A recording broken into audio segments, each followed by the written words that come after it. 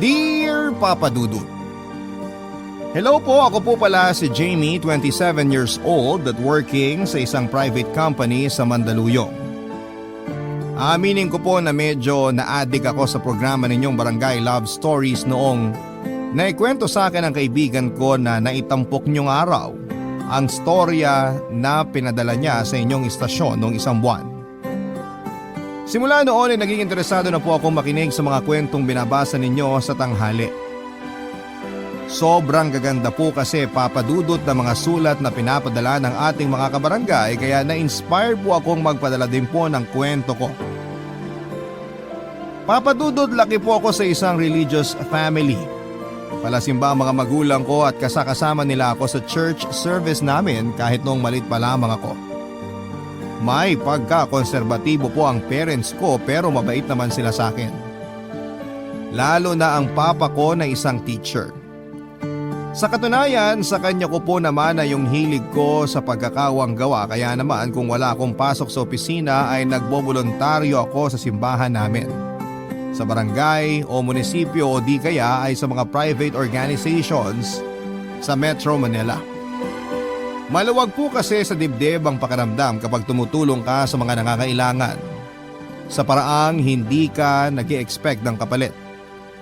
Yun din po ang turo sa simbahan na kinalakhan ko at magpahanggang sa ngayon ay dala ko pa rin. Paulit-ulit din po ang sinasabi ng mga magulang ko na hindi ko kailangan maging mayaman upang makatulong sa kapwa. Bagay na pwede nating gawin sa pamamagitan ng pagkakawang gawa.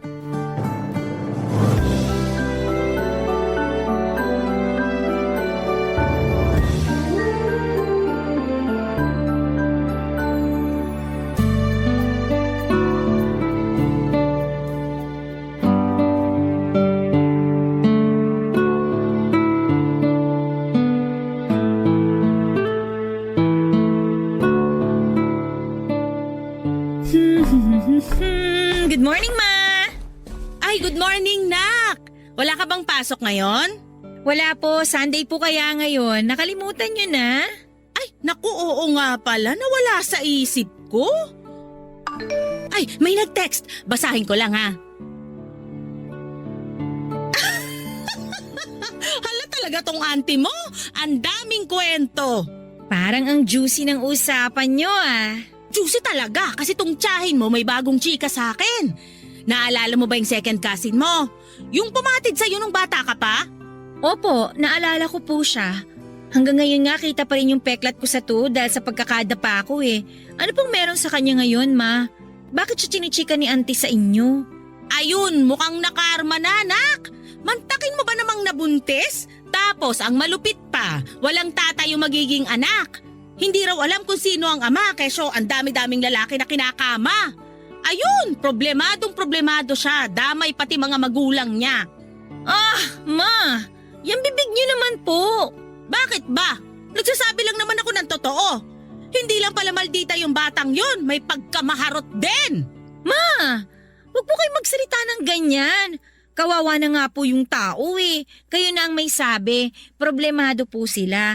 Hindi naman po yata maganda na pinagsasalitaan nyo sila ng ganyan. Ano bang mali sa sinabi ko? Wala naman, di ba? Totoo naman na maharot siya. Kasi kung hindi siya magpapabuntis kung kani-kanino. Ay, kung bakit kasi may ganyang klaseng mga anak? Naturingang babae, hindi marunong pangalagaan ang sarili. Sigurado, di rin naman nagkulang ang mga magulang niya sa kapapaalala sa kanya ng mga bagay-bagay. Pero siya tong suwael. Naniniwala po ako na may dahilan ng pinsan ko kung bakit siya ganun, Ma. May dahilan ba ang pagiging maharot? Akala ko inborn ng pagiging malande at makate. Ma, tumigil na nga po kayo. Hindi po nakakatulong mga panguhusga nyo. Tsaka bakit po kayo ganyan magsalita? Ang sasakit ng mga sinasabi nyo. Hindi naman po ganyan ang turo ng pastor natin sa simbahan Hindi nga, pero hindi rin naman tinuro ang magsinungaling. Kaya alam ko wala akong nilalabag na aral sa Biblia sa pagsasabi ng totoo. Malandi ang pinsan mo. Kawawa naman yung mga magulang niya na naghihikaw sa pagtatrabaho para lang pagtapusin siya ng pag-aaral. Tapos ganun lang isusukli niya? Napakawalang utang na loob. Ni hindi pa nga nakakatulong sa pamilya nila nagdagdag pa ng palamunin. Hey! Naku Jamie, mabuti na lang malayong-malayo ka sa pinsan mong yon kasi sinasabi ko sa'yo, wala nang direksyon ang buhay nun. Pariwara, sakit sa ulo, isa lang siyang palamunin. Ay. Kumain na po ba kayo, Ma? Hindi pa, bakit? Sabay na po tayo. Para naman magkalaman ang sikmura nyo at hindi yung kung ano-anong masasamang bagay ang lumalabas sa bibig nyo. Kilabutan naman kayo sa mga pinagsasabi nyo, Ma. Kita mo tong batang to. Kailan ka ba natuto magsalita ng ganyan sa mama mo? Kung maririnig ng papa mo yung tono ng pananalita mo sa akin, naku, pagagalitan ka nun.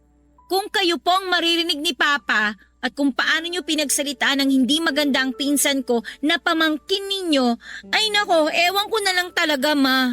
Nagsasabi nga lang ako ng totoo. Ano pong masama doon? I'm sure po na yung totoo na alam at sinasabi nyo, maliit na porsyento sa totoo talagang kwento at dahilan nila, Ma. Hindi nyo naman po nasusubaybayan yung pamilya nila. Tsaka wala naman kayong pakialam sa kanila dati, di ba? Tapos ngayon bigla kayo nagka-interest ng dahil lang sa kwentong narinig ninyo. Hindi po magandang ugali yan, Ma. Basta! Hindi ko na kailangang malaman pa ang buong katotohanan para hindi ako makapagsabi ng opinyon. Sapat na ang mga narinig ko. Hey! Hala sige, magluluto na ako ng almusal natin ng papa mo para sabay-sabay na tayong kumain. Pagkatapos mag-almusal, magsisimba tayo. Ipagdarasal ko na sana ambunan ng grasya ang pamilya ng pinsan mo para hindi naman puro kamalasan ang nangyayari sa kanila. Hey! Ganun yata kapag hindi malapit sa Diyos at palasimba. Ma naman magluto na lang po tayo ng almusal. Nagugutom na ako. Inuna nyo pa kasi ang pakikipagchismisan Ikaw na bata ka ha? Sumusobra ka na talaga sa mama mo.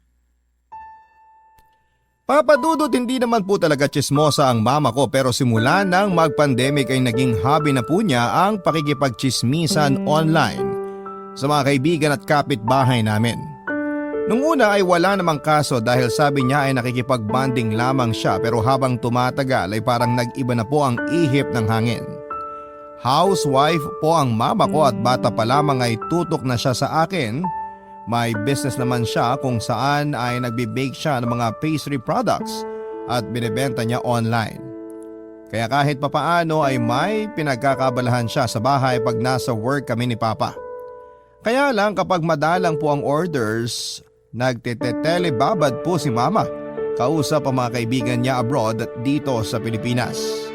At ngayon na pwede nang lumabas ay may mga araw na nakikipag-meet siya sa mga ito para sumagap ng latest chismis. At yun nga po ang mga kwento na sinishare niya sa akin.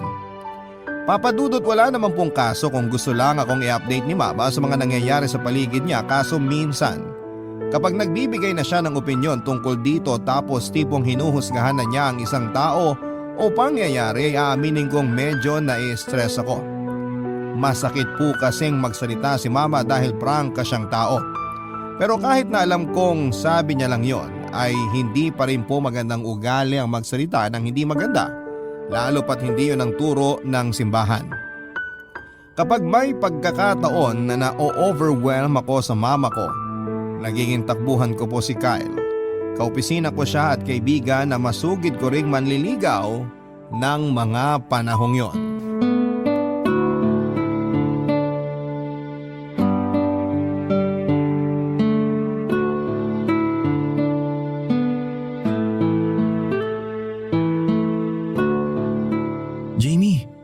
Bakit nakasimangot ka?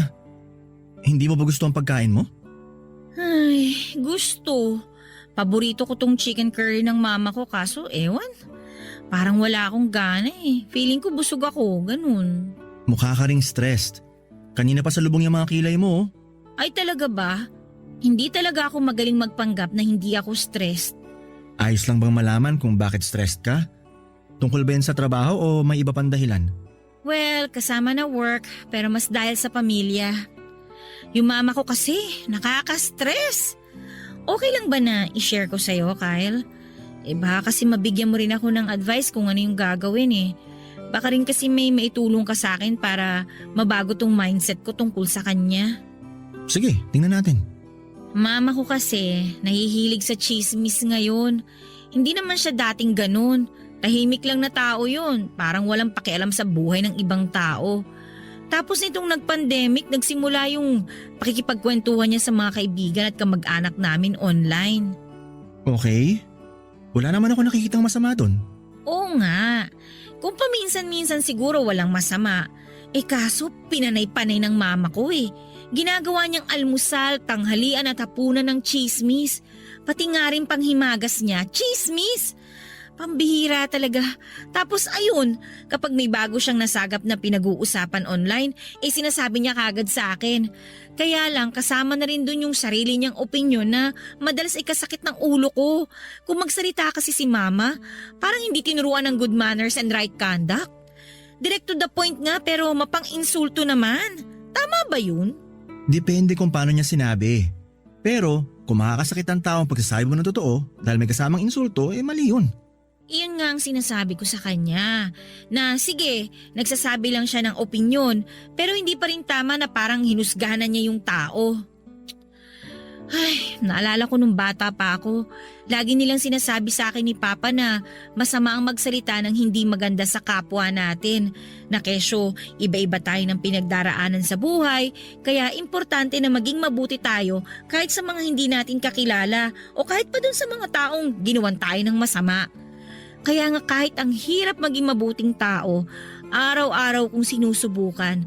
Tapos biglang nawala sa isip ni Mama yung tinuro niya sa akin. Ba't naman ganun? Minsan nakakapagsalita talaga tayo ng hindi maganda dahil sa bugso ng damdamin. Pero hindi naman ibig sabihin nun masamang tao na tayo, Jamie. Siguro ang nangyari sa mama mo, nadala siya sa kwentuhan ng di sinasadya. I'm sure di magtatagal marirealize din ng mama mo na mali ng mga sinasabi niya sa iba. Sana nga ganun yun. Kasi kilala pa naman siya sa amin na palasimba. Tsaka alam naman natin na gulo lang ang dala ng pakikipagchismisan, di ba? Ayoko may makaaway ang mama ko na kung sino. Lalo pat hindi sanay ang pamilya namin sa skandalo. Sa tingin ko hindi naman naabot sa ganon. Basta alam ng mama mo limitasyon niya. Tuwing pagkatapos siya magsimba, baka nare-realize naman niya na sumusobra siya sa pagbibigay ng opinyon niya. Kaya maniwala ka sa akin. Magiging okay din ang lahat. Sabi mo naman hindi siya dating ganon. Kaya baka ngayon lang yan kasi pandemic. Ay. Thank you, Kyle ha. Kasi gumaan talaga yung loob ko dahil sa mga sinabi mo. Wala yun. Huwag ka na masyadong magpaka-stress. Kasi tingin ko di ka naman nagkulang. Pinapaalalahanan mo naman siya, di ba? Oo, pinapaalalahanan ko siya. Yun naman pala eh. Ginawa mo na ang part mo. Kaya kalmahan mo lang. Hayaan mong gawin din niya ang part niya. Malaki ng mama mo. Alam na niya ang tama at mali. Sa bagay, hindi na siya baby. Kaso minsan parang bata pa rin talaga umasta eh. Ganun daw talaga pag tumatanda, nag-iisip bata. Seryoso ba? Sa iba raw oo, pero depende sa tao. Ay naku, mabuti pa kumain na lang tayo. Bigla akong ginanahang kumain. Aaminin ko po na medyo napaisip ako mabuti sa mga sinabi at pinayo sa akin ni Kyle, Papa Dudut. Siguro nga ay tama naman siya sa sinabi niyang hindi naman intensyon ni Mama na manira ng kapwa dahil alam naman ito ang tama at mali. Alam din ni Mama na hindi magandang gawain ang pakikipagtsismisan dahil aware naman tayo na madalas ay buhay ng ibang tao ang pinag-uusapan natin dito. Sadyang malaking dagok lamang po talaga ang pandemic dahil natutunan nating kumustahin ang isa't isa. Lalo na't walang kasiguraduhan ang buhay ng tao, lalo nitong nakalipas na 2 taon kung saan kasagsagan ng COVID-19. Sa kabilang banda ay gusto ko pong isipin na hindi kasanayan ni Mama ang pakikisangkot sa mga tsismisan dahil mahirap na pag nagkataon. Kaya nga hanggat maaari ay pinagsasabihan ko po siya at pinapaalala sa kanya ang mga turo ng simbahan na dapat niyang i-apply sa tunay na buhay. Isa na nga po doon ay yung huwag maging mapanghusga o mapanghamak ng kapwa dahil sino ba naman sa atin ang pinanganak na perpekto? Wala naman, hindi ba?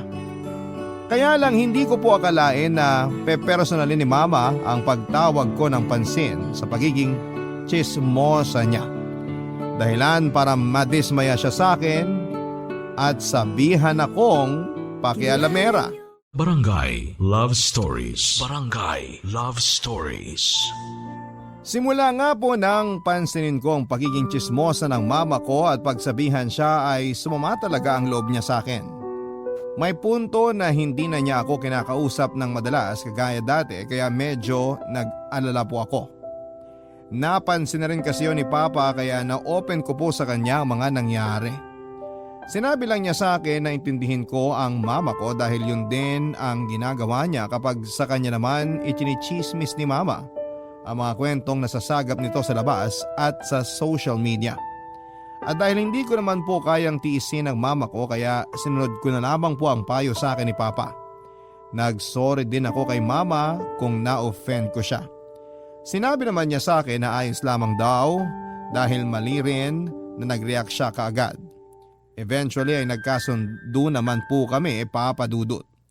Sa opisina namin ay palagi po akong kinukumusta ni Kyle dahil alam niya kapag stress o may malalim na iniisip ako. At dahil ramdam ko po na mabuti siyang tao kaya tiwala po ako sa kanya na mag-share ng mga nangyayari sa bahay namin. Nabanggit ko na nililigawan din ako ni Kyle at nung panahon na yon, plano ko na pong sagutin siya. Mabait po si Kyle, maunawain at maalalahanin. Matyaga rin siya sa panliligaw niya sa akin at nararamdaman ko po na mabuti ang intensyon niya. Kaya nga hindi nagtagal, Papa Dudut ay opisyal ko na po siyang sinagot bilang boyfriend ko. Magaan po sa pakiramdam at masaya po ako ng mga panahon na yon, Papa Dudut. Bagay na gusto ko ring ibahagi sa mga magulang ko.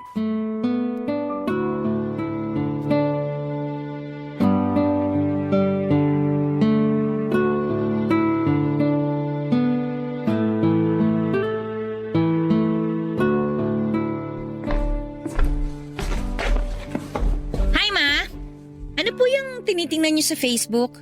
Ha? Wala naman. Ito lang artista na idol ko. Binalita lang na sila na raw talaga nung napag-uusapang girlfriend niya. Naku, nakakakilig!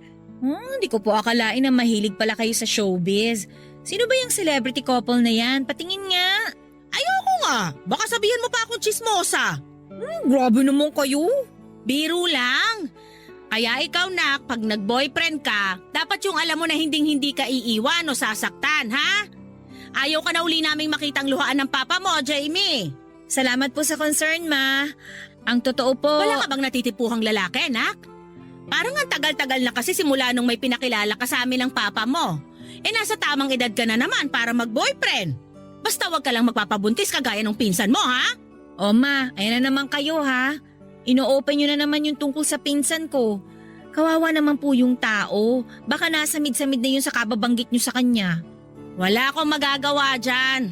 Saka bakit ba ako na lang ang laging nakikita mo? Pinag-uusapan din naman siya ng iba nating kamag-anak ka. Tulad na lang nung auntie mo sa Cavite. Alarmang-alarma siya sa nangyari.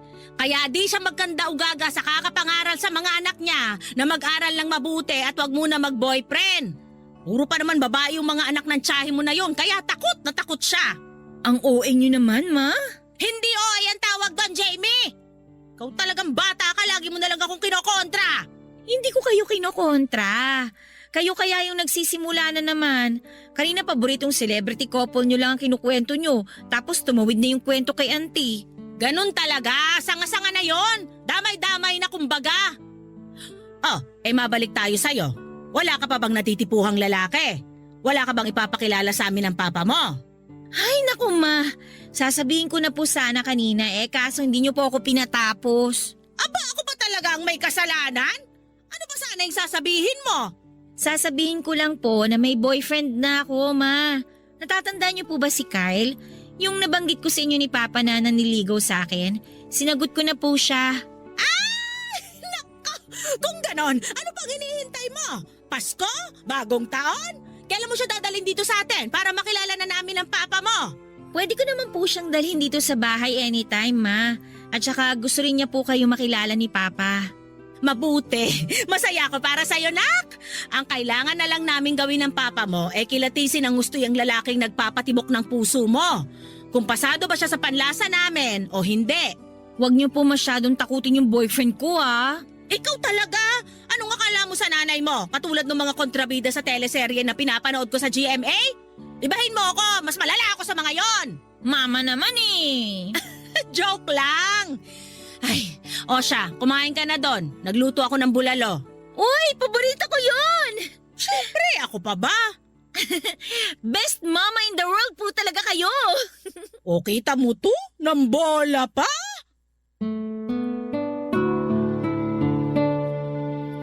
Hindi po si Kyle ang first boyfriend ko pero pakiramdam ko ay siya na ang last. Ang totoo ay nagkaroon ako ng unang karelasyon pero hindi naging maayos ang breakup namin matapos niyang mag-cheat sa akin, Papa Dudut. Alam po ng parents ko ang pinagdaanan ko noon kaya naman naging overprotective sila sa akin. Matagal bago ako ulit na in love at naniwala sa true love. Kaya nga special po ang pag-iibigan namin ni Kyle dahil pakiwari ko ay siya na yung sagot sa matagal ko nang hiling na magkaroon ng mabuting karelasyon.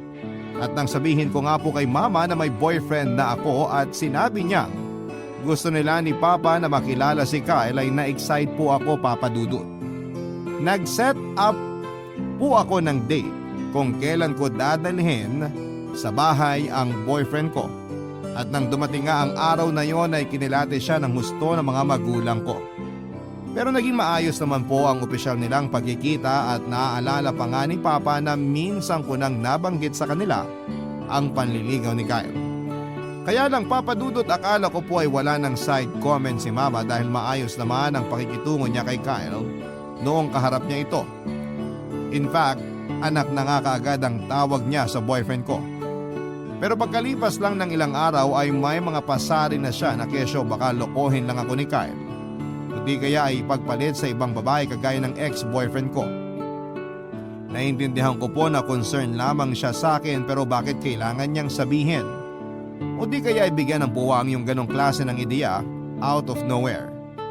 Hindi pa po doon natapos sa mga sinasabi ni Mama dahil concern lang siya sa akin, Papa Dudut, dahil ikinumpara rin niya ang pamilya ni Kyle sa pamilya namin. Lumaki po kasi sa broken family ang boyfriend ko, Papa Dudut. Para kay Mama, ayaw niyang matulad sa pamilyang pinanggalingan ni Kyle ang magiging pamilya namin sa hinaharap. Kesyo dapat daw ay humanap ako ng lalaki na kapareho kong mag-isip. Or sabihin na natin na katulad kong naniniwala sa kasagraduhan ng kasal at kahalagahan ng pamilya. Hindi ko po maintindihan kung saan ang gagaling ang mga ganong isipin ng mama ko. Kaya kahit masakit na sa tenga, ay pinagpasensyahan ko ulit siya. Makalipas nga ang ilang araw ay nagsawa na lamang po si Mama sa mga pasaring niya kay Kyle at sa relasyon namin dahil natuon naman ang atensyon niya sa ibang bagay. Yon ay noong may kamag-anak kami na lumapit sa kanya at humingi ng tulong na pinansyal.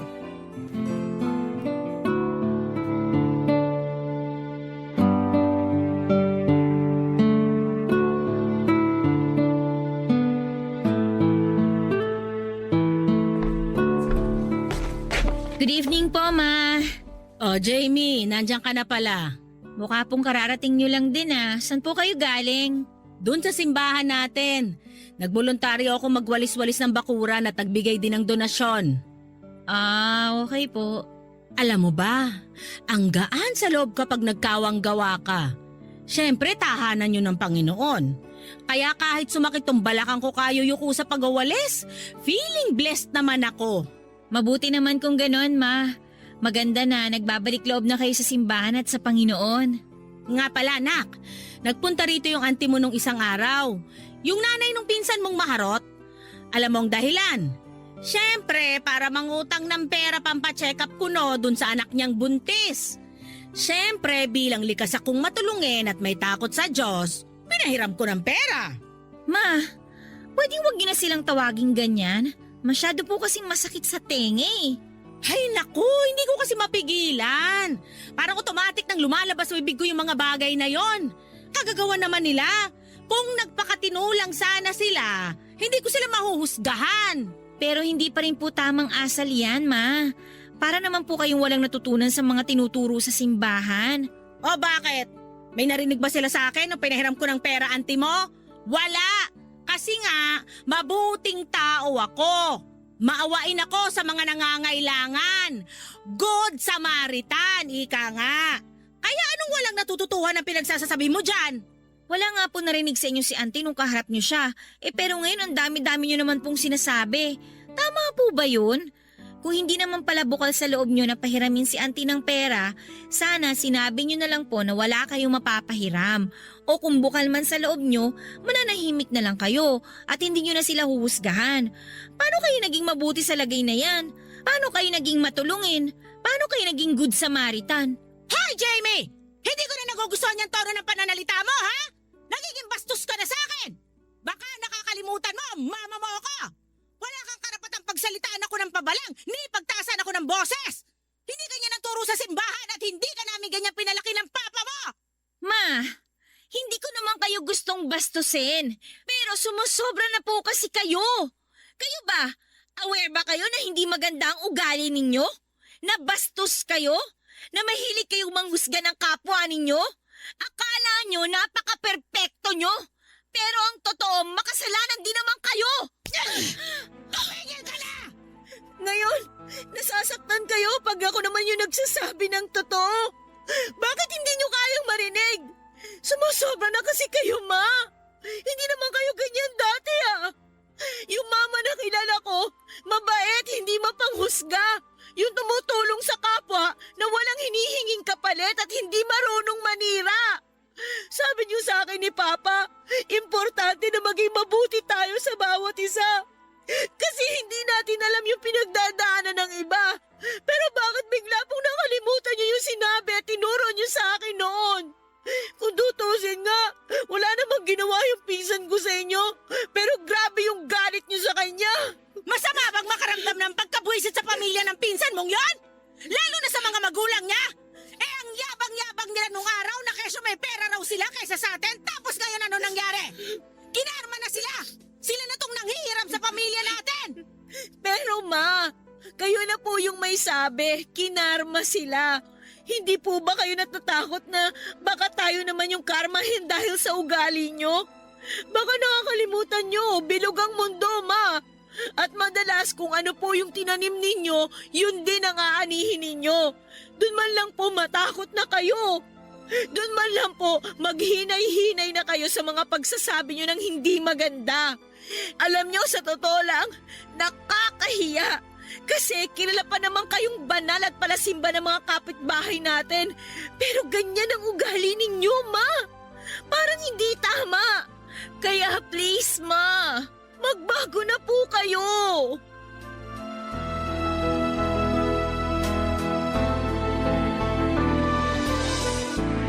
Siguro'y pagod lamang ako ng panahon na yon kaya hindi ko na rin po napigilang magsalita ng pabalang sa mama ko, Papa Dudut.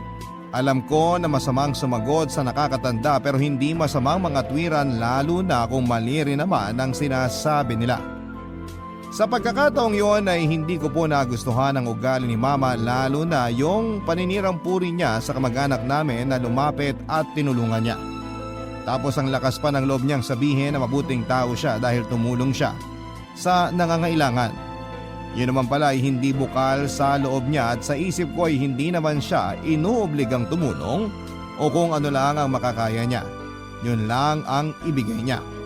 Pero ang pagsalitaan at insultuhin mo yung nangangailangan patalikod nito at matapos mong palabasin na mabuti kang tao para sa akin ay isa pong malaking kabaliwan, Papa Dudut. Siguro ay naipon na lamang po ang mga disappointments ko sa ugali ng mama ko kaya nakapaglabas na rin po ako ng sama ng loob sa kanya. Para sa akin ay masyado nang taliwas sa mga turo ng simbahan ng ugali niya tapos ang lakas pa ng loob niyang isipin na tama o makatwiran ang asal niya. Siyempre nagalit din po sa akin si Mama at nagkasamaan kami ng loob. Pero that time ay tinis ko po na hindi siya kausapin at suyuin. Pinanindigan ko na po na hindi ako natutuwa sa pag-uugali niya dahil iba sa sinasabi niya ang kanyang mga ginagawa noon. Papa Dudut. Barangay Love Stories. Barangay Love Stories. Papa Dudut, hindi po kami kaagad nagkabati ng mama ko dahil naging busy ako sa trabaho ng mga panahon na yon. Naging excuse ko rin ang madalas kong pag-overtime para hindi kami magpang-abot sa bahay. Pag uwi ko kasi ay natutulog na sila ni Papa. Tapos inaagahan ko na lamang ang alis ko para hindi na kami magkita pagising ko. Yun po ang unang beses na nagalit ako kay mama at ayoko siyang sanayin na mapapatawad ko siya kaagad dahil baka isipin niyang tama siya sa katwiran niya at mali ako dahil na-realize ko yon kapag ako yung unang nanuyo sa kanya.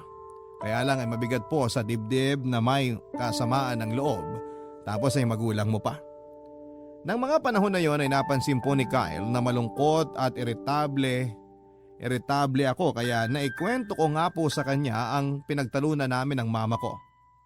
Nakinig lamang po si Kyle at inunawa niya ang mga sinasabi ko, Papa Dudut.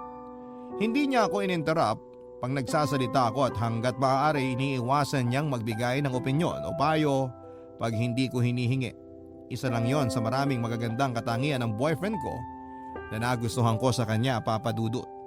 Kaya nga ramdam ko na nasa tamang tao ako. Nung hindi ko na po alam ang sasabihin at gagawin ko ay saka ko po hiningi ang panig ni Kyle, Papa Dudut. Bagay na hindi naman niya pinagkait sa akin, Papa Dudut.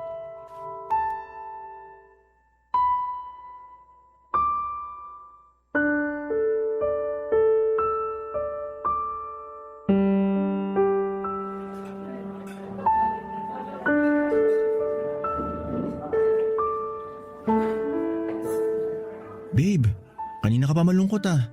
May problema ka ba? Ay, nagkatampuhan ulit kasi kami ni Mama. Pero this time, tinitiis kong wag makipagbati sa kanya. Pwede ko bang malaman kung anong dahilan? As usual, katulad pa rin ng dati, yung ugali niyang judgmental at ang hilig sa pakikipagchismisan. Nasagot ko siya kaya ayun, nasampal niya ako. Pero kasi naman sumusobra na siya, hindi na matino yung pangangatwiran niya. Lumalabas kasi na dinidepensahan niya ang sarili niya na mabait siyang tao, kahit ang sama naman ng ugali niya. Babe, mama mo pa rin yun. Kaya nga ako mas nalulungkot kasi mama ko siya. Ayoko na nagkakaganon siya. Hindi kasi yun maganda eh. Kung concerned siya sa isang tao, hindi na niya kailangang i-chismis o pagsalitaan ng masama pag nakatalikod. Inintindi ko naman siya katulad ng mga payo mo. Pero nung nagkasagutan kami nung oras na yon, napuno na ako eh. Oo, mali ako na nasagot ko siya. Aminado naman ako doon, babe. Pero hindi ko magawa mag-sorry sa kanya kasi baka palabasin niyang tama siya at ako pa yung mali. Kaya tinitiis ko siya. Naiintindihan ko na dapat matuto rin ng mama mo kasi sumusobra na siya. Sana lang huwag niyong patagalin ang away niyo kasi baka ikasira pa yan ang relasyon niyo mag-ina. Alam ko naman na mahal mong mama mo, babe. Siyempre naman, mama ko yun. Tsaka ayoko rin talaga na tinitiis siya kaso kailangan niyang ma-realize na hindi ako natutuwa sa pag-uugali niya. Sino ba ang gusto niya magsabi sa kanya na mali ang ginagawa niya? Ibang tao pa ba? Dapat kusa yung manggagaling sa pamilya namin. Para sa loob pa lang ng bahay namin nakokorek na yun. Yun kaya lagi nilang sinasabi sa akin ni Papa, tapos magagalit siya pag pinagsasabihan ko siya. Dahil anak lang ako, ganun? Mali yung ginagawa ko dahil mama ko siya? Ganun ba yun? Kadalasan ayaw ng matatanda na pinagsasabihan sila na mas bata sa kanila. Ganyan din ang mama ko. Minsan minamasama niya kapag pinapayuhan ko siya. Anong ginagawa mo para ma-realize niya ang mga sinasabi mo sa kanya? Inuulit ko lang din sa kanya mga sinabi ko. Tinatyaga ko para ma-realize niya ang punto ko. Pero pag sobrang close-minded na siya, hindi ko na muna ipinipilit. Minsan nagugulat na nga lang ako na siya na mismo nakaka-realize na tama ako at mali siya. Pride lang din kasi nila yon dahil nga hindi sila sanay na pinagsasabihan. Akala kasi nila porque magulang natin sila, alam na nila ang lahat. Siyempre kung concerned sila sa atin, concerned din tayo sa kanila. Yung ibang anak nga dyan, hindi na pinagkakaabala ang pagsabihin ng parents nila kasi feeling nila alam na ng mga magulang nila ang tama at mali. O kaya naman, wala lang talaga silang pakialam sa mga nanay at tatay nila. Pero hindi naman lahat ng mga anak katulad nila. Meron din kagaya natin. Kaya nga ang maipapayo ko lang, kung hindi ma-realize agad ng mama mo, bigyan mo lang ng time. Malay mo may mangyari, tapos masabi niya na tama ka pala at mali siya. Ang magagawa ko na lang ngayon ay ipag-pray ang mama ko. Alam ko naman na hindi ako nagkulang sa kanya bilang anak. At pag sinabi ko kay Papa ang tungkol dito, siguradong kakampihan niya ako. At saka alam mo, sa totoo lang, ayoko rin naman na hindi kami nag-uusap ng mama ko eh. Kasi ngayon pa lang na ilang araw kaming hindi nag-iimikan, miss na miss ko na siya. Huwag mong tiisin ng matagal ang mama mo. I'm sure namimiss ka rin niya. Feeling ko rin nga, ako kaya ang paborito niyang anak. Bukod sa wala talaga siyang choice kasi wala naman akong kapatid. Yan din sanang sasabihin ko. Naunahan mo lang ako. Thank you babe ha. Kung wala ka, baka hindi gumaan ang loob ko. Pasensya ka na rin kung puro konsumisyon ko sa mama kong nagkukwento ko sa'yo. Wala namang kasi yun, babe. Masaya ako na napapagaan ko ang loob mo. Papadudot muli ay napaisip po ako sa mga ipinayo sa akin ng boyfriend ko. Kaya naman kinonsider ko po na makipagayos na sa mama ko. Sabi ko naman mabigat sa dibdib ang may kasamaan ng loob lalo pat parents natin yon. Hanggat maaari ay ayoko rin pong tumagal ang tampuhan namin ni mama dahil mahal na mahal ko po siya. Kaya nga after ng work that day ay dumiretso po ako ng simbahan para ipagdasal na sana'y hipuin ang kamay ng Panginoon ang puso ng mama ko upang hindi siya madaig ng dyablo para hindi siya maging certified chismosa at mapanghusga sa kapwa. Magaan po ang loob ko na lumabas ng simbahan ng araw na yon, dala-dala yung pag-asa na diringgin ng Diyos ang panalangin ko. Kinagabihan, plano ko pong makipagbati na kay mama pag uwi ko pero wala pong tao sa bahay namin, papadudot. Nung una ay nagtaka ako tapos ay kinain ako ng matinding kaba nang mag-ring ang cellphone ko at nakita ko ang pangalan ni Papa sa caller ID.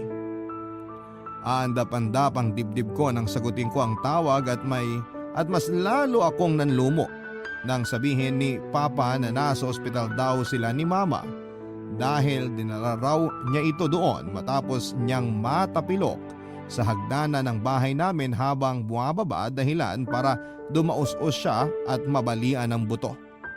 Dali-dali po akong pumunta sa kinakaroonan nila at awang-awa ako sa mama ko. At nang makita ko naka-wheelchair siya at inaalalayan para maihiga sa kama, kinailangan niyang magstay pa ng ilang araw sa ospital para magpagaling kaya todo asikaso naman po ako. Matapos kong mag-file ng leave sa company namin.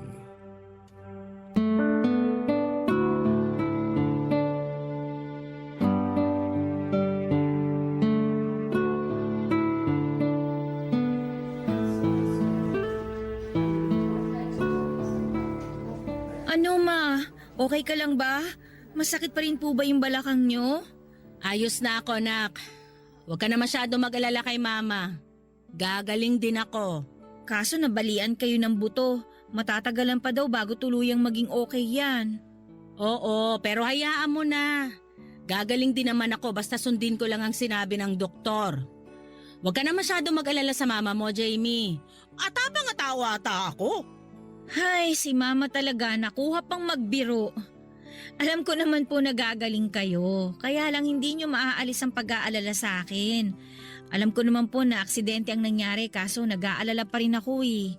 Alam mo, nak, huwag kang matatawa ha. Pero na-realize ko na karma ko na yata to. Kasi nitong nakalipas, ang sama-sama ng ugali ko. Manaman. Totoo naman eh. Tapos na-realize ko rin na tama ka sa mga sinabi mo sa akin, nak. Na sumusobra na ako. Na hindi na maganda ang mga sinasabi ko. Ang totoo, nahihiya lang akong aminin na tama ka. Kaya hindi pa rin ako nakikipagbati sa'yo. Inihintay kitang lumapit sa akin tapos saka sana ako hihingi rin ng tawad sa'yo. Ayos na po yun, ma. Ang mahalaga po ay na-realize nyo ang mga mali ninyo. Hindi po kasi talaga magandang gawain ng manira at mang-insulto ng tao matapos nyong tumulong. Kahit ang pakikipagchismisan, hindi rin po yung mabuting gawain. Natatakot lang ako na baka kasanayan nyo yun tapos makalimutan nyo ng maging mabuting tao. Hindi mangyayari yon dahil palagi mo kong pinapaalalahanan. Alam mo bang kinausap din ako ng papa mo tungkol sa napapansin niyang pagbabago raw ng ugali ko? Doon ko naisip na hindi lang pala ikaw ang apektado, pati ang buong pamilya natin. Hindi naman kasi dapat ganon, lalo pat tumatanda na ako. Sinabi po sa akin ni Kyle na may paraan ng Diyos para iparealize sa atin ang mga bagay-bagay na nakakalimutan natin. Hindi ko lang akalain na ganyan ang mangyayari sa inyo, Ma. Sabi ko naman sa'yo, karma ko to. Mabuti habang maaga nakapag-isip-isip na ako. Kasi kung sakaling nagtagal pa, ay ewan ko na lang talaga. Ma naman eh, wag naman po kayong ganyan mag-isip. Parang binibiro ka lang eh. Hay, pero pasensya ka na talaga sa mama ha. Pati sa mga masasama akong sinabi sa boyfriend mong si Kyle. Natatakot lang talaga kami ng papa mo na maulit yung nangyari sa'yo noong iniwang ka ng lalaking minahal mo. Ayaw na naming makita na nasasaktan ka, Jamie. Para kasing doble ang balik sa amin. Mas nadudurog ang puso namin. Wala naman pong garantiya na hindi na ako masasaktan pag nagmahal po ulit ako, di ba? Pero mas pinili ko pa rin pong subukan at hindi sukuan ng pag-ibig. Kasi hindi naman pare-pareho ang mga lalaki eh. Meron at meron pong mga katulad ni Kyle na alam kong mahal ako. Panatag ako pagkasama siya at masaya po ako. Mga bata pa kayo. Marami pa kayong pagdadaanan. Pero nandito naman kami ng papa mo para gabayan kayo. Naniniwala naman ako na mabuting bata si Kyle. Ako nga lang tong praning kasi nga, alam mo na. Naiintindihan ko po kayo, Ma. Kayo ni Papa. Sa ngayon, ang importante po gumaling kayo. Kaso wala po kayong choice kasi ako magbabantay sa inyo. Nag-leave na po ako ng ilang araw sa trabaho at wag na po kayong kumontra. Sabi ko nga, ikaw na muna ang masusunod at hindi na ako magsasalita. Magsalita pa rin po kayo, Ma. Namiss ko na po yung mga kwento nyo. Basta wag lang po puro chismis ang ikukwento nyo, ha? Sobra ka na sa mama mo ha? Ma, sorry po ha kasi nasagot ko po kayo. Pasensya ka na sa mama kasi nasampal kita. Hindi ko na uulitin. Dapat kasi mas naging maunawain ako at hindi nagpadala sa bugso ng damdamin. I love you, Ma. I love you too, anak. Papa Dudut, wala pong pagsidla ng kasiyahan na nararamdaman ko ng panahon na yon dahil bati na kami ni Mama. Kahit po ganon ang naging ugali niya sa mga nakaraan ay mahal na mahal ko po sila ni Papa. Masaya ako kasi unti-unti na niyang binabago ang hindi magandang asal na katangian niya sa sarili niya. Opo, walang ipinanganak na perpekto sa mundo. Lahat tayo ay may hindi magagandang ugali pero araw-araw ay pwede po tayong magbago hanggang sa kasanayan nating maging mabuting tao. Yan po ang patuloy kong ginagawa sa kasalukuyan, Papa Dudut. Kindness, ika nga nila. Hindi yon matutumbasan ng kahit na anong yaman sa mundo at hindi rin po mananakaw sa iyo. Sa kasalukuyan, going stronger pa rin kami ni Kyle at kasama ko rin po siyang magsimba at mag-serve sa church namin every Sunday. Kasundong-kasundo rin po niya ang parents ko, Papa Dudut, lalo na si Mama. Para siyang nagkaroon ng anak na lalaki sa katauhan ng boyfriend ko. Mapalad ako dahil ibinigay ng Panginoon sa akin si Kyle pagkatapos kong mabigo sa unang pag-ibig ko. Kaya nga lagi namin sinisiguradong dalawa na ang ama ang sentro ng aming pag-iibigan upang makaya naming lagpasan ang mga pagsubok sa buhay na ibabato sa amin. Maraming salamat po, Papa Dudut, sakaling mapili po ninyong itampok ang story ng buhay ko at sana tulad ng inaasahan ko ay kinapulutan po ito ng aral at inspirasyon ng ating mga kabarangay. God bless po sa Barangay Love Stories and more power. Ang inyong forever kapuso at kabarangay, Jamie. Dear Papa Dudut, mapagpalang araw sa inyong lahat. Ako nga pala si Lena, 30 years old at isa sa mga masusugid ninyong tagapakinig sa Spotify ng Barangay Love Stories. Kaya naman na-inspired din po ako magpadala ng kwento sa inyo. Neto lang nakaraan ay naganap ang lahat ng ibabahagi ko sa inyo. Ito ang naging dahilan ng malaking pagbabago sa akin. Hindi po ako mahilig sa commitment. Lagi akong takot kapag usapang commitment na, Papa Dudut. Gusto ko ay casual lang. Lagi akong nakatambay sa mga online dating site para makahanap ng mga papayag sa gusto ko. Casual lang. One night stand. Kasama tuwing nalulungkot kapag nag-iisa. Yun lang naman ang hanap ko. Kapag may gusto ng something more, syempre, atras kagad ako. Aminado kong emotionally unavailable akong tao, Papa Dudut. Kaya siguro tinuruan ako ng leksyon ng Diyos. Nakilala ko sa isang online dating site si Jonathan. Mas bata siya sa akin ng 3 taon. Alam niya kung ano ang pinasok niya at hindi naman siya humiling ng kahit na ano. Gusto lang din niya ng laro. Gusto lang din niya ng kasama at laro. Pinayagan ko yun. Unang pagkikita pa lang namin ay may nangyari na kaagad sa amin. Nagkaroon kami ng koneksyon, pero sa kama lang. Masaya naman siyang kasama, kaya naulit ng ilang beses ang pagkikita namin na lahat ay nauuwi sa pagsisiping. Maganda talaga ang koneksyon namin sa kama. At iyon ang naging dahilan para aksidente niya akong mabuntis. Hindi kami nag-ingat dahil nadala kami ng init ng katawan. Hindi ko yon natanggap kaagad. Hindi naman ako handang maging ina pero nangyari na. Ayaw ko namang ipalaglag dahil para sa akin ay wala namang kasalanan ang nasa sinapupunan ko. Dahil dito, Papa Dudut, ay kinausap ko si Jonathan tungkol sa ipinagbubuntis ko, Papa Dudut.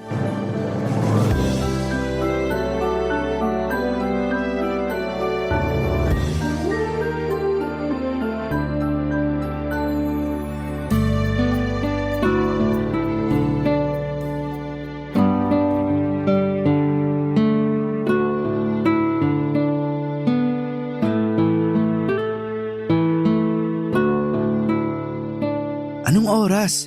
Saka saan pala tayo magche-check-in? Hindi mo sinabi sa akin sa chat. Mag-usap muna tayo. Sige, order lang ako ng beer natin. Asan ba yung waiter dito? Bawal sa akin ng beer. Orange juice na lang. Kailan pa naging bawal sa'yo ang beer? Ginagawa mo na ng tubig ang alak kapag nagkikita tayo eh. Dati yun, iba na ngayon. Bakit biglaan na ata ang pagbabago mo? Hindi ako ready. Buntis ako. So, hindi na tayo pwedeng mag-check-in? Narinig mo ba sinabi ko?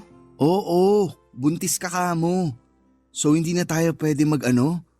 Di ba bawal yun kapag may baby na sa tiyan? Hindi mo man lang ba tatanungin kung sinong ama ng dinadala ko? Ako ba o iba? Malamang ikaw! Alam mo namang ilang buwan na tayo nag-aano. Malay ko ba kung may on the side ka pa dyan? Seryoso ako, Jonathan. Totoong buntis ako at ikaw ang ama. Eh di congrats sa akin. Magiging ama na ako. Hindi ako nakikipaglokohan hindi to prank. Alam ko. Eh ba't ganyan ang reaction mo sa binalita ko? Kasi masaya ako. Masaya? Hindi planado tong pinagbubuntis ko. Ako lang ba ito nagpapanik sa sitwasyon natin? Hindi ko nga alam kung bakit ka nagpapanik. Eh malaking blessing ang isang sanggol. Pues hindi ako ready sa blessing na to. Kaya kung may kilala kang santo na malapit sa Diyos, dasalan mo na para bawiin to. Uy, wag naman. Gusto ko pang maging tatay. Paninindigan ko yan. Seryoso ka ba, Jonathan? Hindi biro tong pinagbubuntis ko. Malaking pagbabago to sa buhay natin. Ano naman ngayon? Balang araw naman magiging nanay ka at magiging tatay din ako. Maaga lang nangyari sa atin, pero nakatadhana na to. Sigurado ako. Nakatadhana akong mag-rescue ng mga aspin at maging cool na tita, hindi maging ina. Eh saya na yung role na binigay sa'yo ng Diyos. Huwag ka nang pumalag. Mahalin mo na lang. Hindi ko alam kung bakit ganyan ang reaksyon mo eh. Pero mamaya lang, sigurado akong matatauhan ka na. Maiisip mo na hindi ka pa handang maging ama. Malabo yan. Gusto ko talagang maging ama. Saka pwede naman na akong magkaroon ng anak sa edad ko. Huwag kang pakakasiguro. Gusto ko talagang maging ama para may i-flex ako sa Facebook. Karamihan kasi ng mga tropa ko may mga anak na. Makijoin na rin ako. Saka para may dahilan ako para tumakas kapag sobra na sa inuman. Higit pa sa pag-flex sa Facebook ang pagkakaroon ng anak. Malaking responsibilidad to. At willing naman akong akuin kung gusto mo. Huwag mo sana ipapalaglag ha. Araw-araw ako makokonsensya kapag ginawa mo yan. Alam ko karapatan mo bilang babae kung gusto mong ituloy ang pagbubuntis mo o hindi. Pero sana may isip mo na hindi ka naman nag-iisa sa pagharap niyan. Andito ako. Kami ni nanay. Ipapakilala kita sa kanya. Magugustuhan mo siya. Jonathan! Ramdam ko na natatakot ka. Siguro mamaya makakaramdam din ako niyan. Pero mas inunahan kasi ako ng saya. Ikaw din. Baka mamaya maging masaya ka na sa bagong blessing na dumating sa buhay natin.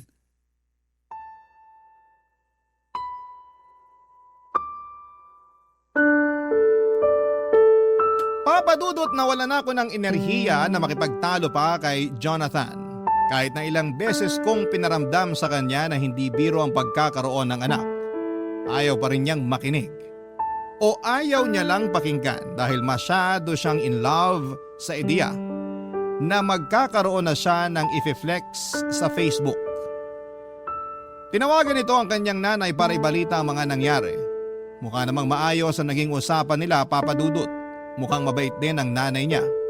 Pagkatapos noon ay sinabi ni Jonathan na gusto ng nanay niya na tumira muna ako sa kanila habang nagbubuntis ako. Gusto nilang alagaan ako at ang magiging anak ko. Aaminin ko na na-touch ako sa mga sinabi ni Jonathan. Yon kasi ang unang beses na may trumato sa akin na parang isang pamilya.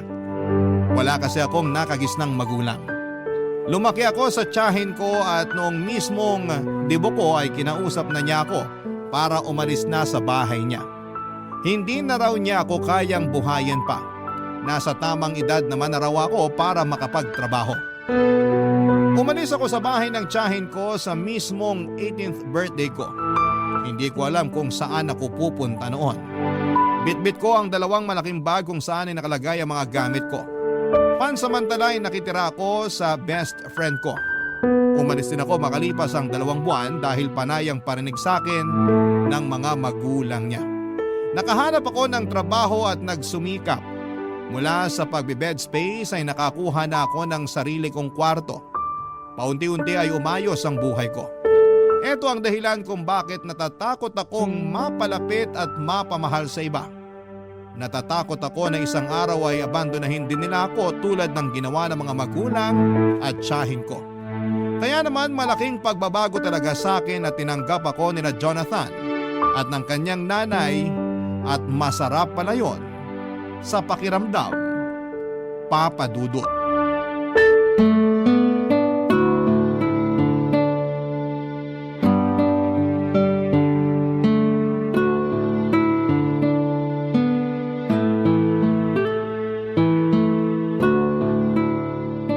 Ikaw pala si Lena? Opo, tita. Nanay na lang ang itawag mo sa akin. Magkakaapo na ako sa inyo, kaya dapat magulang na rin ang trato mo sa akin. Salamat po, nanay. Ayan, 2 na ang anak ko. Ayos lang po ba talaga sa inyo na tumira ako rito? Oo naman. Ako nga tong nangulit kay Jonathan na dito ka tumira. Lalo na nung nalaman ko na umuupa ka lang daw ng kwarto. Tama ba? Opo, yun lang kasi yung kaya ng sahod ko eh. May mga kasama ka ba ron na tenants? Marami po, paupahang mga kwarto talaga yon. Naku, sakto palang kinuha na kita rito. Hindi makakabuti kung napapaligiran ka ng maraming tao. Maniwala ka sa akin. Mabilis ma-stress ang mga buntis. Dito ka na lang talaga. Mas maaalagaan ka pa namin ni Jonathan. Nasan po ba si Jonathan? Hindi kasi siya nagre-reply sa mga chat ko. Pabalik na yon. Pinabili ko lang ng merienda natin at saka ibang kailangan mo. Ay, nakakahiya naman po. May pera naman po ako. Ako na lang pong gagastos sa mga pangangailangan ko. Ay hindi pwede. Hati kayo ni Jonathan. Pag lumabas ang bata, sisiguraduhin ko naman na si Jonathan na ang magtatrabaho para masustentuhan lahat ng pangangailangan ng apo ko. Hindi ko naman po pwedeng iasa sa kanyang lahat eh. Kawawa naman siya. Makakapagtrabaho pa rin naman ako, makakapag-ipon pa para panghanda sa panganganak ko at sa iba pang mga pangangailangan naming mag-ina. Lena, naisip ko lang, paano kaya kung pagkatapos mong manganak ay huminto ka na sa trabaho? Para naman matutukan mo ang anak mo. Wala ka naman po problemahing bayarin sa upa kasi libre na ang lahat dito para sa'yo. Pero gusto ko pa rin po sana may trabaho para mas malaki ang maipon namin ni Jonathan para sa anak namin. Iba na talaga ang henerasyon ngayon, ano? Nung panahon kasi namin, kailangang huminto sa pagtatrabaho ang mga nanay para may magbantay sa mga anak. Kaya ko naman pong pagsabayin. Ay naku, sa una lang yan. Pero kapag nahawakan mo na ang anak mo, halos ayaw mo nang bitawan at ayaw mo na ring bumalik sa trabaho. Lagi mong mamimiss, lagi kang mag-aalala. Marami akong pamangkin na ganyan ang nangyari. Saka ako na po siguro po problemahin kapag nando na ako. Sa ngayon, gusto ko pa rin pong magtrabaho para may maiabot naman po ako sa inyo kahit papaano. Hindi mo kailangan akong abutan. Ano ka ba? May pinagkakakitaan naman ako. Ipunin mo na lang para sa anak mo. Salamat po, tita. Anong tita? Di ba nanay na ang itatawag mo sa akin? Hindi pa rin po ako sanay. Sanayin mo na. Kasi magtatampo ako sa'yo kapag hindi. Wala po kasi akong tinawag na nanay mula pagkabata. Kaya parang ang hirap sanayin ng dila ako na banggitin ng salitang yan. Nakwento nga sa akin ni Jonathan. Kaya pinilit ko talaga siya na kunin ka rito. Kailangan mong magkaroon ng isang ina para alam mo kung paano maging ina sa magiging anak mo. Salamat po, nanay. O kung may kailangan ka, huwag kang mahihiyang magsabi sa akin. Ituring mo akong isang ina. Salamat po. Nay, Lena, nakabili ako ng merienda. Okay bang paglihian mo tong inihaw na mais at taho? Bakit naman ikaw ang magdedesisyon sa paglilihian ni Lena? Hindi ba pwede yun? Natakam kasi ako nung nakita ko to sa palengke eh. Ikaw ata ang naglilihi eh. Ganyan din ang tatay ni Jonathan dati. Siya ang nauunang maglihi kesa sa akin. Dalin mo na rito yung mais sa taho na yan. Maski ako nadamay sa paglilihi mo, Jonathan. Nagkatawanan at nagkantsawan pa ang mag-ina habang hinahanda ni Jonathan ang merienda namin, Papa Dudut. Napangiti na lamang ako. Ganito pala ang pakiramdam na mapabilang sa totoong pamilya. Tahimik lang ako noon at pinagmamasdan silang dalawa. Ang saya nilang tignan. Hindi ko yon naranasan. Hindi ko man na-experience ang bonding na ganoon pero ramdam ko na masaya yon sa pakiramdam. Kita ko naman sa mga mata nilang dalawa na maganda ang koneksyon nilang mag-ina. Nagkakwentuhan na rin kami tungkol sa pamilya ni Jonathan. Nalaman ko na 10 years old pa lamang si Jonathan nang mamatay ang tatay nito. Isang seaman, malaki naman ang naiwang pera sa kanila. Sapat para masustentuhan ang pag-aaral ni Jonathan hanggang kolehiyo.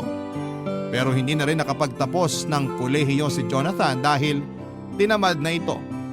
Tinanggap na lamang yon ng nanay niya. Ang nanay niya ay isang retired na guro sa elementarya. Hindi na kasing laki tulad ng dati ang hawak nilang pera, pero sapat lamang ang meron sila para sa simple at komportableng buhay. Si Jonathan naman ay nagtatrabaho bilang ahente ng mga sasakyan. Marami akong nalaman tungkol sa kanilang pamilya. Masaya ako sa mga nalaman ko. Naisip ko na safe ang magiging anak ko sa poder nila. Ramdam ko. Kaya naman ang bilis lang din gumaan ang loob ko sa kanila, Papa Dudut. Sa pagdaan nga ng mga araw ay mas lalong tumitindi ang saya ko. Sa wakas ay nagkaroon na ako ng pamilya. Siguro nga ay totoo ang sinabi ni Jonathan. Malaking blessing ang sanggol sa aking sinapupunan dahil sa pinagbubuntis ko ay na-bless ako ni Lord ng pamilya sa katauhan ni nanay at ni Jonathan. May mahihiling pa ba ako? Parang wala na. Kontento na ako sa piling nila at sa direksyon ng buhay ko. Barangay Love Stories. Barangay Love Stories. Papadudot, mabilis lang na lumipas ang mga buwan. Nakapanganak na ako sa wakas at babae ang isinilang ko. Malusog at hindi ako binigyan ng problema habang nagle-labor. Pinangalanan namin siyang Mika. Sinunod ko sa pangalan ng best friend ko. Mula nung isinilang ko si Mika, mas dumoble ang pag-aasikaso ng nanay ni Jonathan sa akin. Tinuro niya sa akin lahat ng kailangan kong malaman sa pag-aalaga ng sanggol. Mas kaya pa nga niyang patahanin ang anak ko kesa sa akin. Sanay na talaga siya at hindi pa rin daw niya nakakalimutan ang pag-aalaga ng sanggol dahil halos lahat ng pamangkin niya ay siya rin ang nag-asikaso. Mahilig kasi sa bata ang nanay ni Jonathan. Nakita ko naman yon kung paano niya mahalin si Mika. Pansamantala nga ay ang nanay ni Jonathan ang katabi ko sa kwarto. Para mabantayan niya si Mika, si Jonathan naman nung lumagpas ng 1 buwan ng baby namin ay nakitulog na rin sa kwarto. Sa sahig siya natutulog papadudot. Katabi ko pa rin sa kama ang nanay niya. Natatakot kasi ang nanay ni Jonathan na baka maipit nito ang baby namin. Malikot daw kasi si Jonathan matulog. Totoo naman. Ilang beses ko na yung na-experience kahit nung hindi pa ako nabubuntis. Alam na alam talaga ng nanay ni Jonathan kung paano kami alaga ang mag-ina. Habang buhay kong ipagpapasalamat na napunta ako sa kanila. Ang tanging naging problema ko na lamang ay si Jonathan. Napansin ko kasi na after kong manganak ay parang tinamad na siyang mag-alaga ng anak namin. Hindi ko naman siya inuobligang gawin oras-oras ang pag-aalaga. Pero napansin ko kasi na parang umiiwas siyang gawin yon. Papadudot.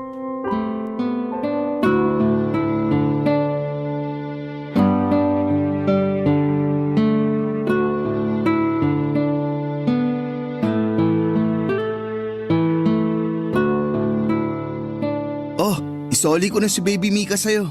Kala ko hindi na kayo matatapos mag-selfie. Ayaw kasi niyang umiti. Hindi pa talagang ngingiti yan. Iyak pa lang naman ang alam niyan. Hindi tuloy ako makahanap ng ipopost sa Facebook. Hindi maayos lahat ng kuha naming dalawa. Kahit blurred pa ang kuha mo sa kanya, ilalike pa rin yan sa Facebook. Basta baby, matik na yun. Sige na nga. Bakit nga pala bihis na bihis ka wala ka namang pasok ngayon? Holiday, diba? At long weekend. So bakit nga? Andito ka lang naman sa bahay kung makaporma ka para kang may liligawan sa labas. Selos ka ba? Sabi nila kapag kakapanganak pa lang ng babae, nagiging silosa raw. Totoo ba? Ay nako, alam mong setup natin. Nagsasama tayo para sa bata, wala tayong relasyon. Oo na. Talaga to. Lagi na lang takot sa commitment. Ipaliwanag mo na kaya kung bakit nakaporma ka. Para maganda ang selfie namin ni baby. Oh, tapos na kayo mag-selfie. Magubad ka na. Grabe to. Kakapanganak lang, gusto na agad akong hubaran. Huy, pagalingin mo muna ang tahi mo bago tayo bumira. Ang dumi ng isip mo. Ang ibig ko sabihin, magpalit ka na ng pambahay para komportable ka na at matulungan mo na rin ako sa pagbabantay kay baby. Aalis ako. Saan ka naman pupunta? Out of town, kasama ang mga katrabaho at tropa ko. Ngayon na? Oo, kaya nga ako nakabihis, di ba? Hinihintay ko na lang yung tropa ko magsusundo sa akin. Bakit ngayon mo lang sinabi sa akin? Hindi mo man lang pinaalam. Bakit ako magpapaalam? Wala namang tayo. Chos! Seryoso ako. Alam mo naman kailangan kita sa pag-aalaga ng baby natin eh. Kaya nyo na yan ni nanay. Hindi nyo nga ako kailangan eh. Pangpasikip lang ako sa bahay. Pero Jonathan, hindi naman pwedeng iasa na lang natin sa nanay mo lahat ng pag-aalaga sa anak natin. Gusto naman niya. Kahit na, responsibilidad natin ang anak natin. 3 araw lang naman ako mawawala. Lunes ng gabi, nandito na ako. May pasalubong pa ako para sa'yo. 3 araw? Long weekend, di ba? Sinusulit lang namin. Minsan lang kasi makapagbakasyon. Marami pa namang long weekend sa kalendaryo. Baka naman pwede magpaska muna ngayon. Nakita mong kapapanganak ko pa lang eh. Hindi pwede. Nakapag-ambag na ako sa tutuluyan namin at sa gas. Susulitin ko na. Bawiin mo na lang yung ambag mo para ipandagdag natin sa pambili ng diapers at vitamins ni baby. Lalong hindi pwede. No refund sa ambag. Kawawa naman mga kasama ko kung kukunin ko yung ambag ko. Planado na yung budget eh. Sana kasi nagsabi ka man lang sa akin para napag-usapan natin kung pwede kang tumuloy o hindi. Sobra ka namang istrikto. Ngayon lang naman ako magbabakasyon. Pero parang lagi kang nakabakasyon eh. Kahit nandito ka lang sa bahay, hindi kita halos nakikitang pumapasok dito sa kwarto para tulungan ako kay baby. Saka ka lang pumupunta rito para mag-selfie. Buti nga, pumupunta pa ako eh. Wow! Parang utang na loob pa namin ni baby na pumupunta ka pa rito sa kwarto. Iba. Mali ata pagkakasabi ko. Sorry, nabigla lang. Huwag kang magalit ha. Babawi ako sa inyo ni baby pagbalik. Promise. Ako ang mag-aalaga. Matulog ka hanggat gusto mo. Promise. Promise yan ah. Oo. Ayan na, bumusina na yung tropa ko. Aalis na ako ha. Mag-chat na lang tayo. Update na lang. Okay? Bye! Natahimik na lamang ako at pinigilang magalit. Lalo na nung hindi niya maingat na sinarado ang pintuan ng kwarto kaya nagulat ang baby Mika namin. Mas lalo tuloy akong nagngit-ngit sa galit. Iniwan niya kaming mag-ina at akala ko naman dahil long weekend ay makakasama namin siya. Pero hindi pala. Mas inuna niyang makasama ang mga katrabaho at katropa niya. Hindi ko naman siya pinagbabawalang lumabas.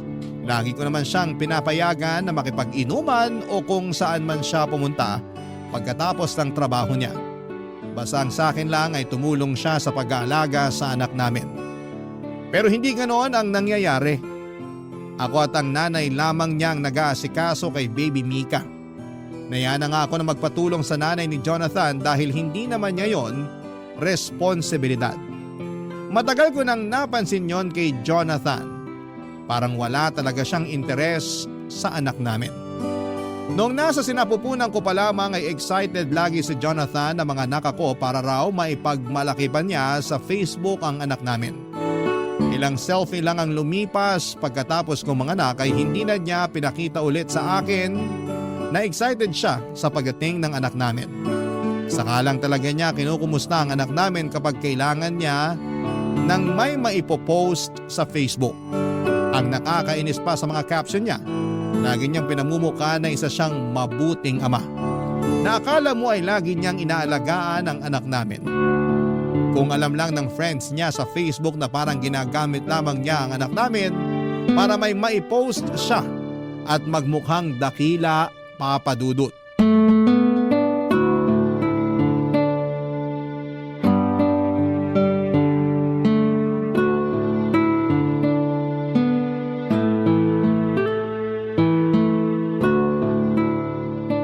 Lena, Bakit?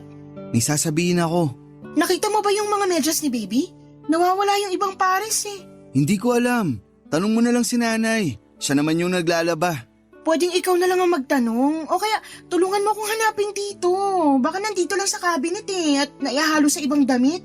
Huwag mo nang pahirapan ang sarili mo. Itanong na lang natin kay nanay. Lagi na lang tayo nagpapatulong at nagtatanong sa nanay mo. Mahiya naman tayo. Ang simple lang nitong paghahanap ng mga pares ng medyas. Kaya na natin to. Tulungan mo ko. Kailangan na ba niya? Sana. Ang init pa kaya? Lamigin ang paa ng anak mo. Hindi mo ba alam? Ngayon ko lang nalaman. Hindi ka naman kasi nagtatanong. Mukhang mauuwi na naman to sa away ah. Ano ba yung sasabihin mo? Ano kasi? May bagong labas na cellphone. Oh, tapos? Gusto ko sanang bumili. Sira na ba yung cellphone mo? Hindi pa naman. Eh di wag ka munang bumili. Hindi practical eh. Tulungan mo na akong hanapin yung mga pares ng medyas ng anak mo bago siya magising. Mas importante to. Mas importante ang cellphone mo kaysa malamigan ng paa ng anak mo? Hindi naman yan ang ibig kong sabihin. Mali lang ako ng nagamit na salita. Pero kailangan ko talaga ng bagong cellphone. Para saan nga?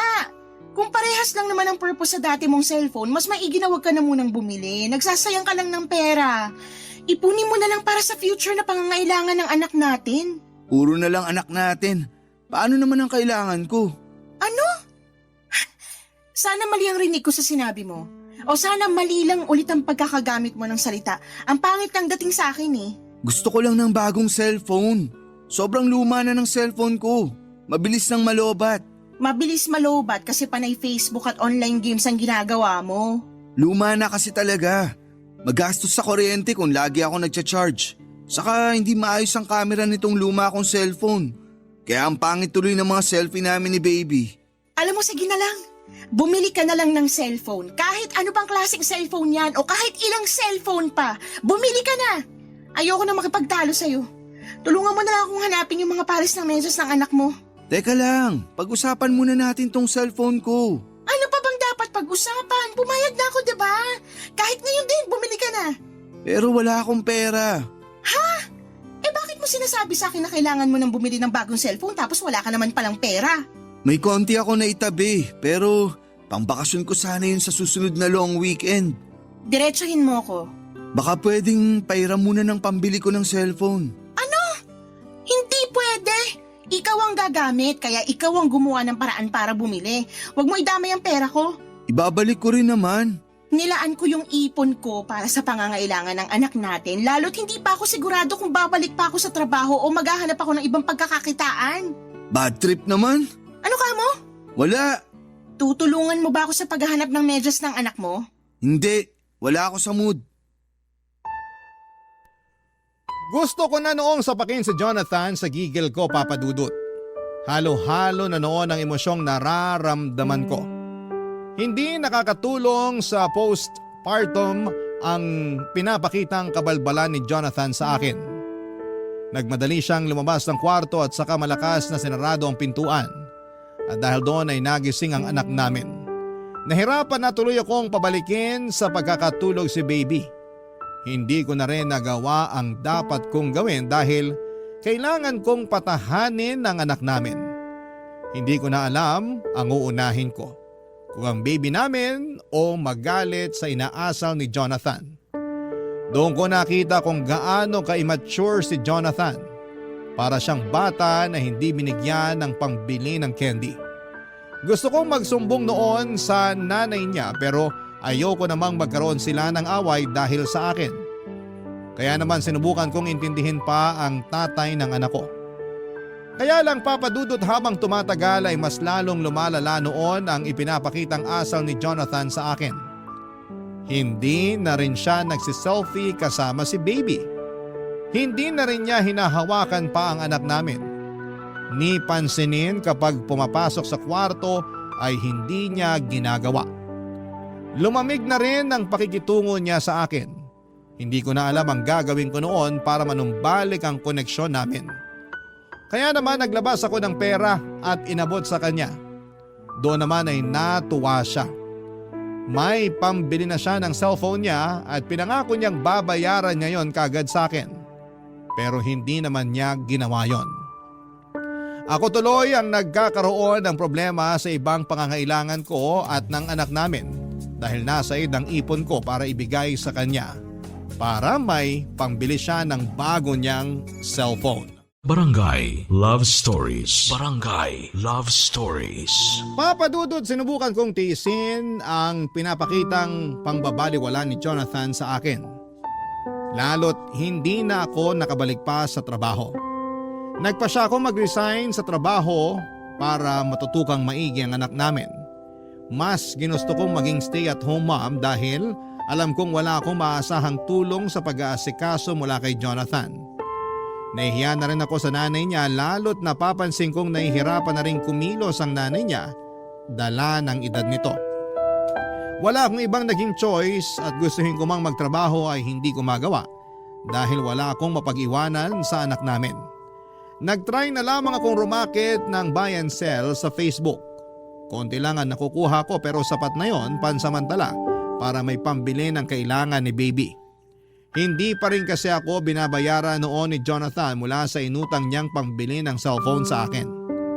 Mali nga ata na nakabili ng cellphone si Jonathan dahil mas lalo siyang nakatutok dito.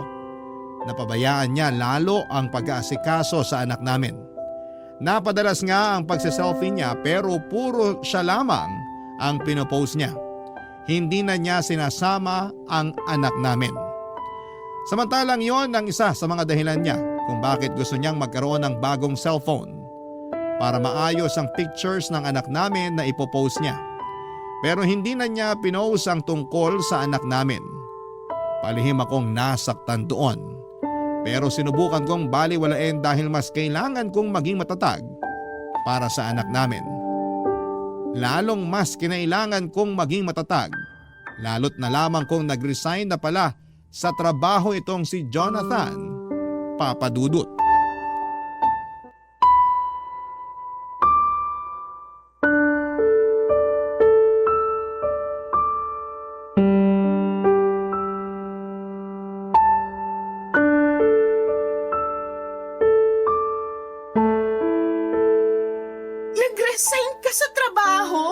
Oo nga, paulit-ulit.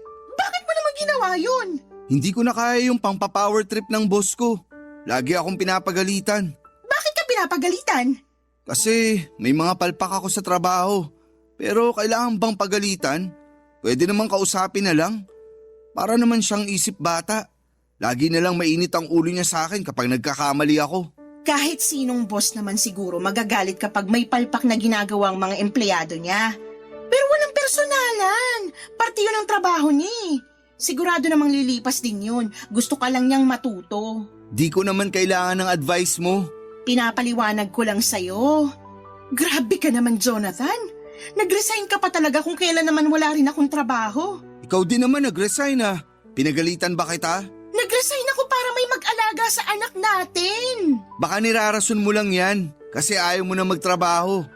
Andiyan naman si nanay na mag-aalaga ng baby natin. Bakit di mo na lang siya gamitin? Kasi nakakahiya na iaasa sa nanay mo yung responsibilidad natin kay baby Mika. Hindi naman siya nagre-reklamo. Ikaw lang tong gumagawa ng issue. Hihintayin pa ba natin na magreklamo siya? Jonathan naman. Sana pinag-isipan mo munang mabuti bago ka nag-resign. Saan tayo kukuha ng panggasto sa anak natin? Mukha namang may ipon ka pa, no? Doon muna. Wala na akong ipon. Di ba binigay ko sa'yo para pangbili ng cellphone mo? Bakit parang naniningil ka na, ha? Wala pa akong pambayad. Kita mong kaka-resign ko lang sa trabaho. Hindi ko na inaasahan na magbabayad ka. Kasi kung gusto mo talaga magbayad, sana dati pa. Kung alam ko lang na isusumbat mo sa akin yung pinautang mo, sana hindi ka na lang nagpairam. Sana nga hindi na lang eh. Para may pera pa ako para sa mga kailangan ng anak natin. Ngayon, wala na. Wala na yung ipon ko. Pareho pa tayong walang trabaho. Paano na to? Meron pang pera si nanay. Iaasa na naman natin sa kanya. Apo naman niya yan. Gagastusan niya yan. Grabe ka. Huwag na tayong magtalo. Nangyari na eh. Pakiusap maghanap ka na agad ng trabaho. Kailangan natin ng pera ngayon. Pahinga muna ako sa trabaho. Dito muna ako sa bahay. Jonathan! Huwag mo naman sana akong pilitin na magtrabaho kung hindi pa ako ready. Nasak din ako sa pagkaka-resign ko sa trabaho. Bigyan mo ako ng time na makamove on. Hindi tayo hihintayin ng mga bayarin, Jonathan. Tayo mag-a-adjust sa mga gastusin. Tandaan mo yan. Hindi kasi ganun kadaling maganap ng trabaho. Ayun naman pala eh. Sana yan ang naisip mo bago ka nag-resign. Wala eh. Nangyari na. Maliligo lang ako saglit. Pwede bang ikaw na muna magpalit ng diaper ni baby? Kailangan ko mag-relax sa banyo. Nasa sala lang si nanay. Teka, tatawagin ko. Subukan mo namang palitan ng diaper ng anak mo kahit minsan. Trabaho kasi yan ng mga babae. Wow, Jonathan! Trabaho mong asikasuhin ang sarili mong anak. Hindi nga ako marunong dyan. Ikaw na lang. Tuturuan kita para alam mo na sa susunod. May pinapabili pala si nanay sa akin. Teka, uunahin ko muna yon. Nagmamadaling lumabas ng kwarto si Jonathan, Papa Dudut. Hindi ko na naihabol sa kanya ang huli kong sasabihin sana. Napailing na lamang ako at alam kong nagsisinungaling siya. Naiiyak na ako noon habang pinapalitan ang diaper ng anak namin. Hindi ako makapaniwala na merong ganong klaseng ama, Papa Dudut. Halo-halo na ang nararamdaman ko. Stress, galit at lungkot. Wala man lang akong maramdamang saya. Pagkapalit ko ng diaper ni baby ay pumunta ako ng sala para ipakiusap muna sa nanay ni Jonathan na bantayan muna ang anak namin para makaligo na ako. Pasimple kong tinanong kung nasaan si Jonathan. Nagtaka rin ang nanay niya dahil hindi raw niya alam kung saan siya nagpunta. Nakumpirma ko tuloy na nagsinungaling siya para makaiwas na magpalit ng diaper ni baby. Nalaman ko rin na tumambay pala siya sa isang computer shop na binabantayan ng isa niyang kaibigan. Pagkatapos noon ay nag-inuman pa sila. Sa pagdaan pa ng mga araw ay hindi ko pa rin nakumbinsi si Jonathan na magtrabaho. Nakatambay lang siya madalas sa computer shop at umuuwi na lamang sa gabi para kumain at matulog. Hindi ko magawang magreklamo sa nanay niya dahil iniisip ko na sino bang kakampihan sa aming dalawa. Hindi naman ako ang kadugo. Napadalas na rin ang away namin dahil doon at lalong kinausap niya ang nanay niya para bigyan kami ng pera na pangbili ng kailangan ng baby namin. Nahiya akong tumanggap ng pera sa nanay niya kahit nanay na niya mismo ang nag-aabot sa akin. Alam kong darating ang panahon na kailangan na ring maghigpit ng nanay niya dahil may pangangailangan din siya na kailangang pagkagastosan. Kaya naman sinubukan ko maghanap ng trabaho. Bahala na. Kung pwedeng isama ko na lamang sa magiging trabaho ko ang anak ko, ay gagawin ko, Papa Dudut.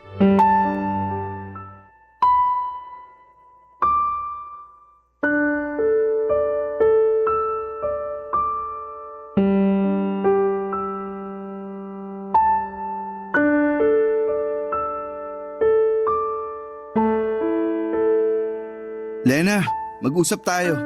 Maghahanap ka na ba ng trabaho? Hindi yan ang gusto kong pag-usapan. Ano pala? Sigurado ka bang anak ko si Baby Mika? Ano? Natanong ko lang kasi syempre, mahilig kang makipag-ano sa ibang lalaki. Gusto ko lang makasiguro. Ikaw lang ang nakakasama ko ng ilang buwan bago nabuo si Mika. Sinubukan mo na bang tingnan ang mukha ng anak mo? Parang ikaw nga lang ang gumawa kamukhang kamukha mo. Nanay mo pa mismo nagsabi na kamukha nyo ng tatay mo si Mika, pati yung nunal sa noo. Ngayon mo pa ako pagdududahan ha? Kung may pera ka, ipa-DNA test natin para magkaalaman na. Wag na yung DNA test na yan. Gastos lang yan. Gusto ko lang talagang itanong. Nakaka-insulto ka na. Sorry na. Kung wala ka ng ibang sasabihin, pwedeng lumabas ka na muna bago ako sumabog sa sobrang galit ko sa'yo. Hindi mo naman kailangang magalit. Nagtanong lang ako. Karapatan ko ring malaman ang totoo. Lumabas ka na lang please. May isa pa pala akong sasabihin. Huwag mo na akong galitin lalo please. Hindi ka magagalit. Baka magustuhan mo pa tong naisip ko. Ano yon? Yung dati kong katrabaho, hindi raw sila magkaroon ng anak. Parang hindi ko gustong pupuntahan ang sasabihin mo. Makinig ka muna. Maging open-minded ka. Matagal na silang mag-asawa, pero hindi pa rin sila magkaroon ng anak. Lumapit sa akin yung katrabaho kong lalaki. Baka raw makatulong ako. At ano naman ang maitutulong mo para magkaroon sila ng anak, Aber? Ikaw ang bubuntisin? Hindi ah. Huwag mong sabihin sa akin na akong ipapabuntis mo sa kanya. Uy, mas lalong hindi. Grabe ka naman mag-isip. Walang bubuntisin sa atin. Ano nga ang balak mo? Yung iniisip ko kasi, sakto lang para hindi na tayo mamroblema sa gastusin kay baby. Kasi napapansin ko, lagi ka nalang stress at malungkot dahil kay baby. Walang kinalaman si Baby Mika sa stress at lungkot na nararamdaman ko. Akala mo lang yun. Pero sobrang stressful talaga ang magkaroon ng anak. Lalo kung hindi pa handa yung magulang, di ba? Anong pinupunto mo?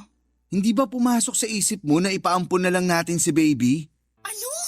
Makinig ka muna bago ka magalit. Hindi ko na kailangan makinig para hindi ako magalit. Hindi effective. Galit ako sa lahat ng sinasabi mo. Yung katrabaho ko kasi, nakwento ko sa kanya na pwede niyang ampunin si baby para maalagaan at mabigyan ng magandang future. Kasi hindi natin kayang gawin yun, di ba? Pareho tayong walang trabaho. Tapos, wala ka pang kasamang mag-aalaga sa kanya. Hindi ako makapaniwala na naisip mo yan. Gusto ko lang maging praktikal. Paano ba natin bubuhayin ang anak natin? Pareho tayong walang pera. Grabe ka, Jonathan. Grabe. Pumayag yung katrabaho ko na ampunin si baby. Sabi nga nila, baka mag-abot pa sila ng 5K sa atin para pasasalamat. Mag-a-update naman daw sila lagi sa kalagayan ni Baby Mika para makampante tayo. Saka Lena, bibigyan tayo ng 5K. Ayaw mo pa nun?